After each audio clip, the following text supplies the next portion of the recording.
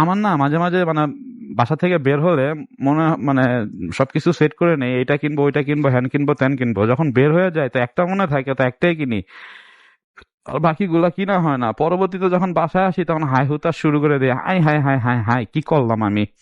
হ্যাঁ, আমি তো ওইগুলা কিনি নাই। এটা কি আমার সাথে হয় নাকি এটা সবার সাথে হয়?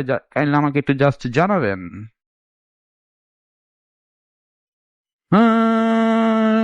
শীতল বাতাসে দেখেছি তোমায়,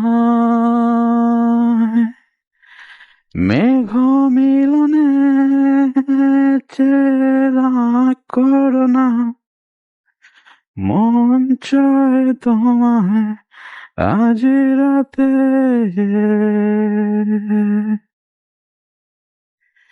বৃষ্টি তো থেমেছে অনেক আগে, ভিজেছি আমি একা।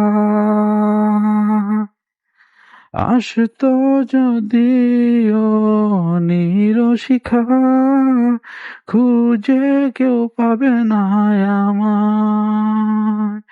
মেঘ মিলনে চেরা করোনা, মন চায় তোমায় আজ রাতে। আচ্ছা, এই যে আমাকে ওভারটেক করে যে আগে গেল, এর লাভটা কি হইলো?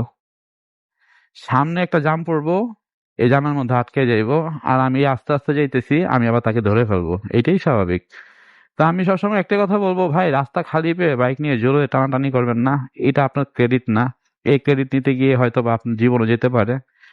তো বাইক বুঝে শুনে চালাবেন। আর গতি মানেই ক্ষতি, আমি প্রতিটা ভিডিওতেই বলি, গতি মানে ক্ষতি। তো বাইক বুঝে শুনে চালাবেন।